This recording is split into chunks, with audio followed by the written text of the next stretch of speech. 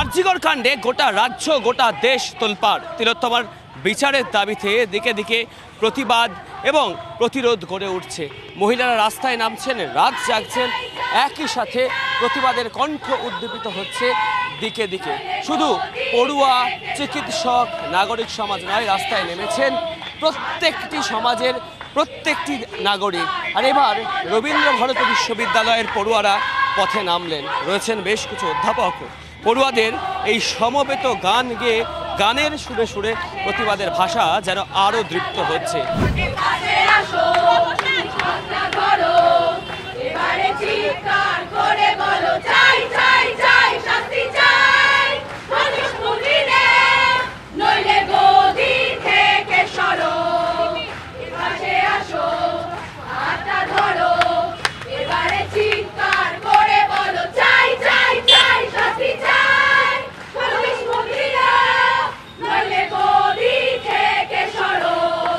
প্রত্যেকের মুখে একটা কথা, বিচার চাই, উই ওয়ান্ট জাস্টিস।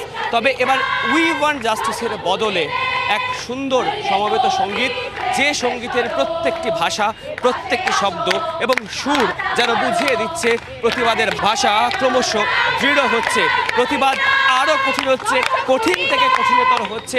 আরজি করের যারা দোষী তাদের শাস্তির দাবি। এ প্রতিবাদ গানের প্রতিবাদ, এ প্রতিবাদ সুরেলা প্রতিবাদ, যে প্রতিবাদ আপামর দেশবাসী, আপামর জনগণ, আপামর রাজ্যবাসীর কাছে পৌঁছে যাবে এক সুরের মাধ্যমে। আর এই সমবেত গান, যে গান থেকে বারে বার প্রতিধ্বনিত হচ্ছে প্রতিবাদের ভাষা, ধ্বনিত হচ্ছে প্রতিবাদের কণ্ঠ। এক অভিনব প্রতিবাদ রবীন্দ্র ভারতী বিশ্ববিদ্যালয়ের।